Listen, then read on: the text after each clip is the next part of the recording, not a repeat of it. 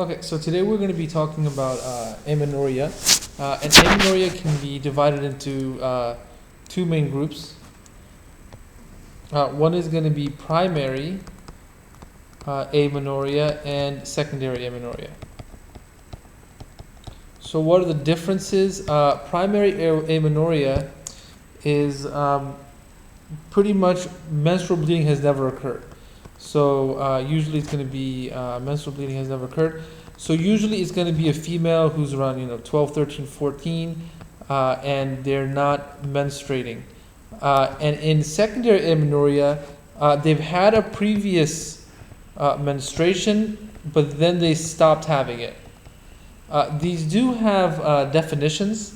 In order to diagnose primary amenorrhea, there has to be no menses either by age 14 if there's no sexual, secondary sexual characteristics. And if they do have secondary sexual characteristics, then it's going to be 16. Because if they're 14 and they haven't had menses, but they do have secondary sexual characteristics, it kind of just means more along the lines that she just needs to wait and, they'll probably have it soon. But if by 16 they still don't have it, then that gets diagnosed as primary amenorrhea. Now, secondary amenorrhea, what is the definition? It's going to be 3 months of no menses if they're regular, but if they're irregular, it's 6 months of no menses. And then it'll be classified as secondary amenorrhea. So let's first take a look at primary amenorrhea. Zoom in on here. Now, the way I look at it, I kind of break primary amenorrhea into different categories depending on the uterus and the breast. Because certain causes of primary amenorrhea will not have the uterus, certain causes will not have the breast, and then there'll be other groups of causes which you'll have a normal uterus and a normal breast. So first, let's look at the causes where there is no uterus. So let's write this down here. So if there's no uterus, then you're looking at pretty much, you can range it into two causes. Either it's going to be Müllerian, that has two dots there, agenesis, or you're looking at androgen insensitivity. Now, the biggest difference between these two is this is going to be in a female, XX, and here's going to be XY. And we've already discussed in these patients, there's going to be no uterus, but they will have normal secondary characteristics. They will have normal breast growth, you usually have normal pubic and axillary hair, so those aren't the issues. So what's going on here? In Müllerian agenesis, this is a problem during formation of the normal uterus.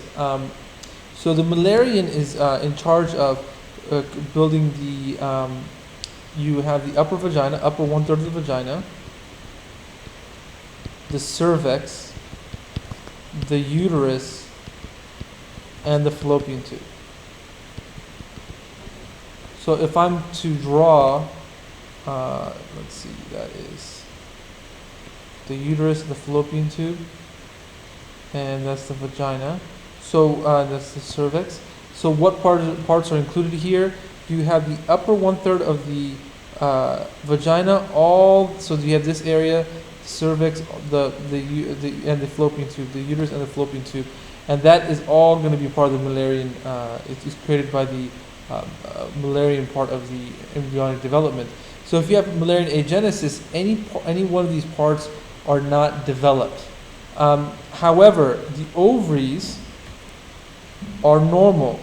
So this patient will be secreting estrogen. So they'll have a normal amount of estrogen, and so then that means they will be having breast developments. They will have breast development. They're going to have all the secondary sexual characteristics. So everything's going to be okay.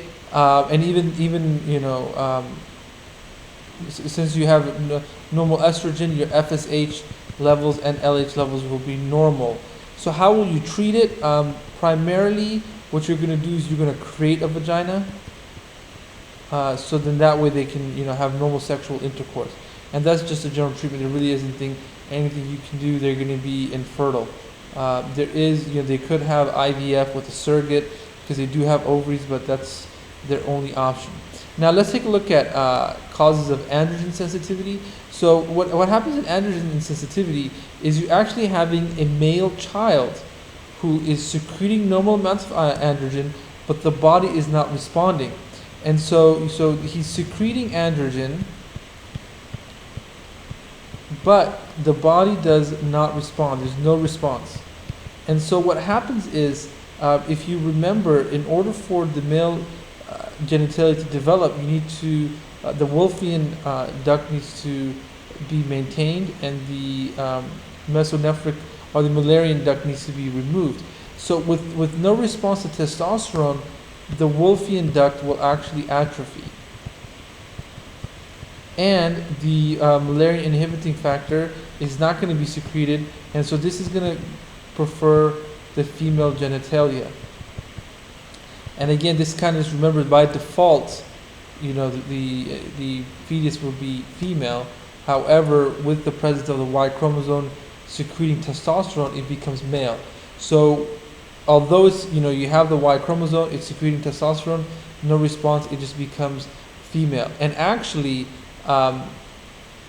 they will grow up like girls. They will grow up like girls, through their childhood. They will have secondary sexual characteristics. They will grow breasts. They will even act like girls, have the psychology of girls. I mean, everything about them will be girls. Is just that they're an XY chromosome. And how is it that they have secondary sexual characteristics? Well, the testes. Oh, 1 second. Here you go. So the testes will secrete estrogen, and that will be the reason why you will have everything will be fairly normal with girls. And when is this diagnosed? This gets diagnosed when they have this primary amenorrhea. So how would you treat something like this? You're just going to have to remove the testes. Create a vagina if necessary, and then you're going to have to give them exogenous estrogen just to compensate anything that's not made by the testes. So that's pretty much no uterus. So if you got a female primary amenorrhea, there's no uterus. You're either thinking Mullerian agenesis or androgen insensitivity. So after this is going to be the patient has primary amenorrhea and then no breast. So immediately when you think no breast, no secondary sexual development, there's something wrong with estrogen. No estrogen is being produced. So this is the primary thing that you're going to be thinking about. So what can cause this? There's two main causes again. Turner syndrome. This is when the patient only has one X chromosome and no Y. And any problem with the hypothalamus pituitary axis.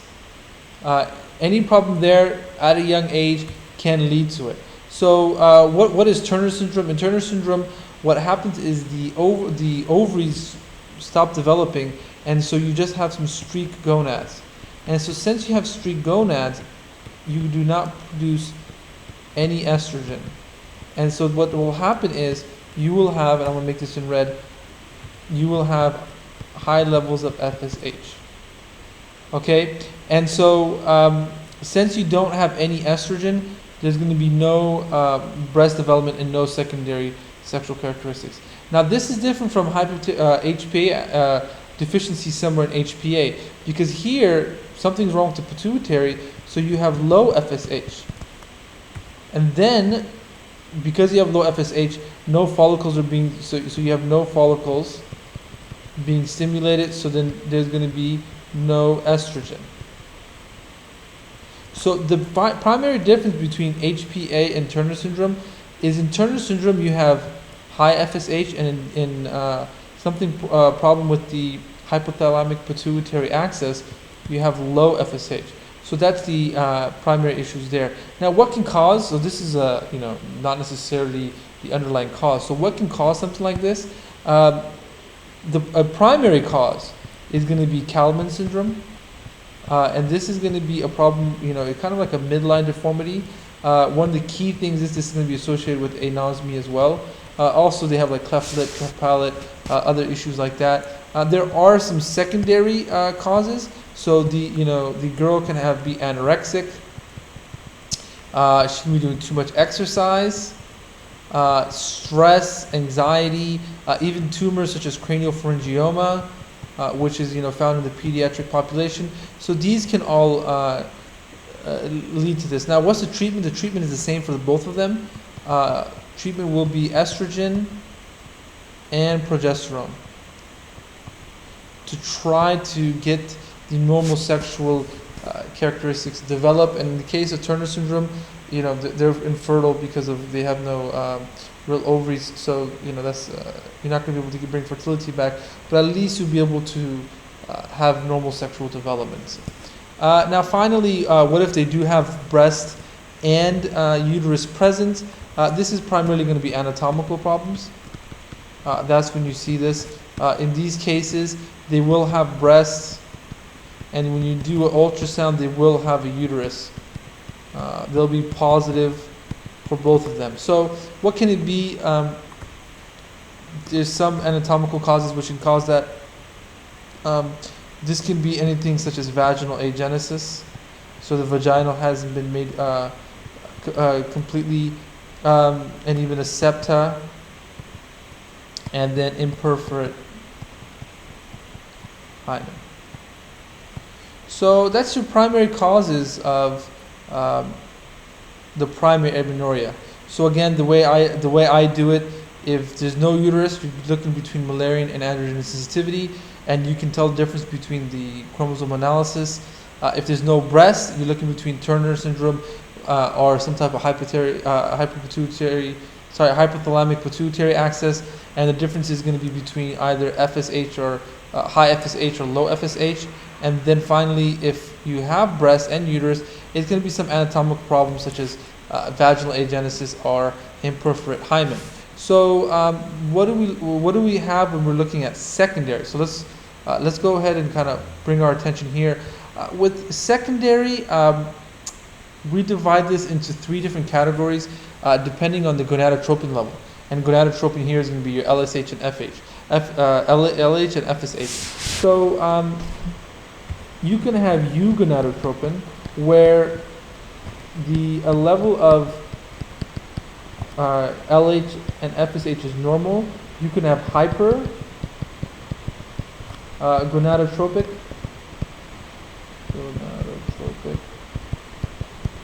and finally you can have hypogonadotropic.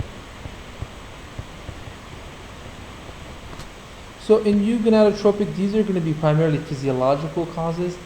Hypergonadotropic, again, you're looking at something with low estrogen, and that's not giving the negative feedback to the pituitary and the hypothalamus, and so it's going to be increasing the results. And hypogonadotropic is going to be some problem with the hypothalamic pituitary axis, kind of like what we discussed before. So what are some eugonadotropic causes? Well, the primary one is pregnancy, and this is the first thing that you always want to rule out as we're going in a little bit. The second is going to be anovulation. If you do not have ovulation, there's no corpus luteum developed, and so you get no progesterone withdrawal, and so then you're not going to have menses there. What can cause that? So just a few causes. PCOS, even though PCOS tends to have sometimes have high LH with regards to FSH. Some thyroid abnormalities. Pituitary adenoma, which you can also get in the hypogonadic, and some drugs such as antipsychotics and antidepressants, and this is the effect on prolactin. Okay. Now, so that's going to be your eugonadotropic. Hypergonadotropic, you're looking at, there's going to be a problem with estrogen. The main cause is going to be some type of ovarian failure. So premature ovarian failure. Why is it premature? Because it should be happening when they undergo menopause. but you're getting it a little bit earlier. And this can also have some infectious causes, like mumps can lead to this. There are some autoimmune causes such as SLE can affect the ovaries, adrenal insufficiency. Also, they might have some radiotherapy in that region which destroyed the ovaries, and even chemotherapy. How will you diagnose it? This has a very specific diagnosis. In order to diagnose it, you need to get 2 FSH levels 1 month apart, and you're just trying to rule out maybe early menopause, especially if they're much older. They might be having that. Finally, with hypogonadotropic, this is going to be some problem with the HPA failure, so the hypothalamus pituitary axis failure. And again, this can be due to anorexia.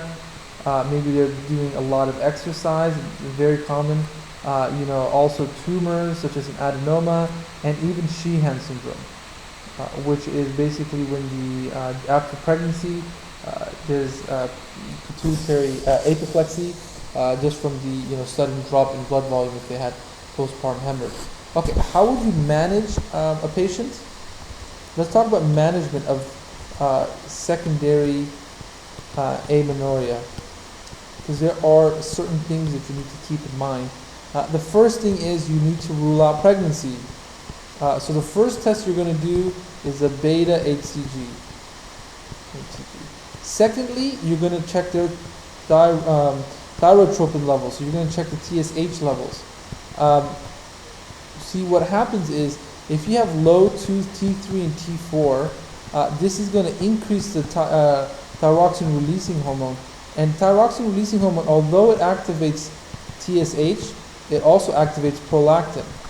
And prolactin can inhibit the gonadotropin, and that can lead to secondary amenorrhea. And so how do you treat this? Obviously, you will treat this with levothyroxine. So if both of these are okay, before I get to both of these, then finally you also want to check the prolactin levels. And many things can cause these to be raised. First is medication, such as antipsychotics and antidepressants. And these can also be caused by some tumors. So you want to do a CT scan and MRI if this is elevated. That's because this can be caused by a tumor. And it can also be idiopathic, so we really don't know what the issue is there. So that's prolactin. Let's say she's not pregnant. Her thyrotropin, thyroid labs come normal, prolactin normal. Then you need to run some tests, some hormonal tests. The first hormonal test that you want to run is a progesterone challenge test. And so in this test, it's also called PCT. In this test, what you're doing is you're giving the patient progesterone. So you give progesterone, and you can give it in 2 ways. You can give it in a single intramuscular dose, or you can give methylprogesterone acetate for 7 days. Okay, now, if you give progesterone and then you suddenly stop, there should be withdrawal bleeding. Now, say you get bleeding, so there's 2 options. You can get bleeding, or you can get no bleeding. So if you get bleeding, what that means is the estrogen did prime the endometrium, so the estrogen is okay. So the endometrium got primed very well, but what happened was there was no ovulation. So the issue here is there was an ovulation, and so you never got the progesterone to come out and then withdraw. And so since you supply the progesterone, now it's starting to ovulate. So that's what you're diagnosing it there. And so how would you treat it? Give some clomiphene to try and induce ovulation. So now, what if there's no bleeding? Well, we were expecting that once the progesterone is withdrawn, that you should have bleeding. Well, if there's still no bleeding, then that means that perhaps the endometrium was never primed. So either A, Either A, one option is there was no estrogen to prime the endometrium. The second is, okay, maybe everything is normal, but there's some outflow obstruction. Maybe there's some obstruction in the vagina, the cervix, but you do not know which one it is. This is a question mark. So to figure out which one of these it is, the second step we would do, so you would only do this if there's no bleeding, then you would do this. But if there's bleeding, you've diagnosed it. So to further figure out what's going on, whether it's due to lack of estrogen or outflow, what we're going to do is we're going to just supply it estrogen. So if we supply estrogen and everything starts bleeding again, then that means this was the issue. But if it's still not bleeding, then there's some track here. So let's kind of go in more detail real quick. So the second test is going to be the estrogen progesterone challenge test. So this is EPCT. Okay, so now in this case, what we're going to do is we're going to give 21 days of estrogen and then followed up with 7 days of methylprogesterone acetate, which is progesterone. So now, if there's bleeding, we figured it out. There was no estrogen. So you need to figure out, okay, why, is there no estrogen because of the ovary or no estrogen because of the pituitary? So the way you would figure it out is check the FSH. If it's high FSH, obviously the pituitary is fine, so this is ovarian failure. And if it's low FSH, then, well, this means that there's something wrong with the hypothalamic pituitary axis. So we've diagnosed it there. But if there's no bleeding, there's either a problem with some obstruction, or there could be some problem with the endometrium as well. There might be adhesions, such as Asherman syndrome, and so you would treat that with maybe hysteroscopic adhesion lysis or DNC.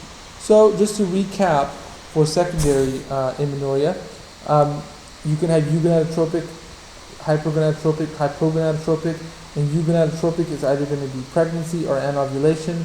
For hypergonadotropic, this is suggesting some sort of ovarian failure. They're going to have, obviously gonadotropic, they're going to have high FSH. I could have probably wrote that in here. This is high FSH and this is low FSH, and this is normal FSH. And then you have hypogonadotropic, which is due to low FSH, and that's going to be some type of hypothalamic pituitary axis problem. How do you manage it? First, rule out pregnancy, check the thyroid levels, prolactin levels. All of those are normal. Then you do the progesterone challenge test. That'll differentiate whether it's anovulation or not. If there's still if it's bleeding, that's what it is. If not, you need to do the estrogen progesterone challenge. If it bleeds again, then that means it's an estrogen problem. Figure out if it's a primary or a secondary estrogen problem, and then finally, if there's still no bleeding, that means there's something wrong with obstruction or the endometrium itself. So hope you guys found that helpful, and see you guys later. Bye bye.